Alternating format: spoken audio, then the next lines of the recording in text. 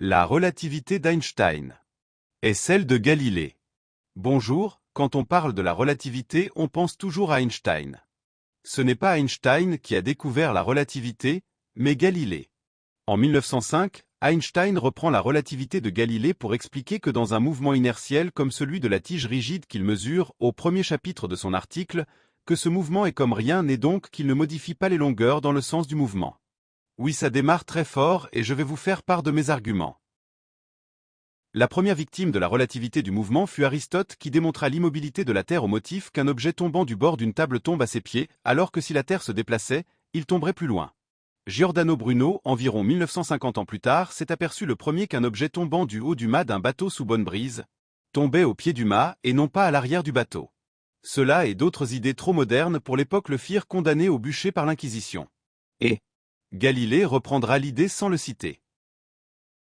Galilée a expliqué que les objets situés dans la cabine du capitaine ne permettent pas de savoir si le bateau est à l'arrêt ou en mouvement. Il faut observer la côte. L'eau goutte toujours verticalement, un objet qui tombe d'une table tombe toujours au pied de la table et les mouches volent sans avoir à lutter pour se maintenir à la vitesse du bateau, quelle que soit la vitesse de celui-ci. Nous pouvons transposer à la cabine d'un avion en vol, l'hôtesse remplit votre verre sans problème et sans faire couler de liquide sur vos pieds. Vous pouvez aller aux toilettes normalement à l'aller et au retour, aucun moyen de savoir que vous vous déplacez à 900 km/h sauf à regarder par les hublots.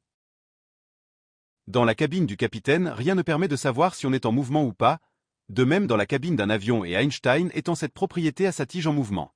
Un observateur qui l'accompagne est immobile avec elle et ne détecte aucune déformation. Il en va de même pour le jumeau voyageur, rien ne se déforme dans sa cabine mais il observe la Terre déformée. Les mesures sont faussées du fait qu'elles sont désynchronisées. Dixit Albert.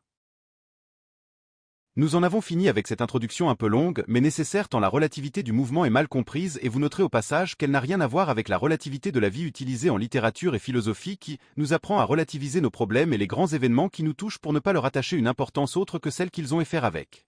Je vous renvoie aux spécialistes pour plus de précision. En 1905, dans son article de l'électrodynamique des corps en mouvement, Albert Einstein utilise le principe de la relativité du mouvement inertiel pour expliquer que la contraction observée de la tige rigide, mesurée en mouvement, au paragraphe 2 de son chapitre 1, résulte de la désynchronisation des mesures et non pas de la réalité. Dans un référentiel en mouvement relatif, la vitesse de ce mouvement est indétectable. Aucune modification ne peut y être observée. La tige conserve la même longueur. La désynchronisation des mesures résulte du fait que la lumière du référentiel de la tige en mouvement se déplace à la vitesse c.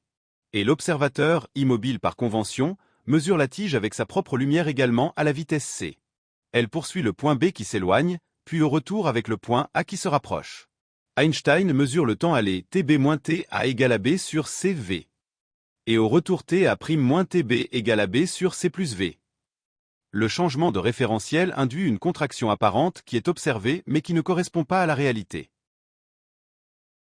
C'est encore la relativité qui explique que le voyageur à grande vitesse dans un vaisseau spatial est vu contracter dans le sens du mouvement depuis la Terre alors que lui ne remarque rien, se croit immobile et observe que c'est la Terre qui s'éloigne et qui est contractée dans le sens de son mouvement.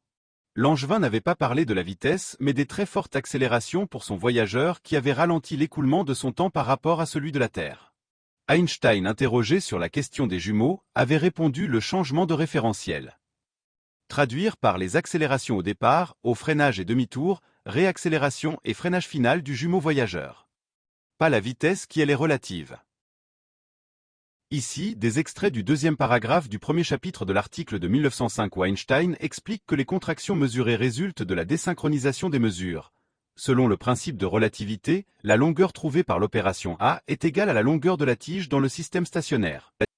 L'article original se trouve sur le site de Étienne Klein. Ce sera tout pour aujourd'hui, c'est déjà beaucoup. Nous verrons la prochaine fois une hypothèse à la fois simple et stupéfiante qui confirme le deuxième postulat d'Einstein.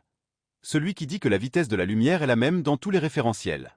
Vous direz qu'il n'avait pas besoin d'être confirmé, je n'en discuterai pas, mais c'est un argument puissant pour tester mon hypothèse qui, évidemment, a besoin d'être confirmée, d'autant plus qu'au premier regard elle va faire hurler. L'expression « au premier regard » est utilisée par Einstein lui-même pour dire que son deuxième postulat est au premier regard incompatible avec le premier.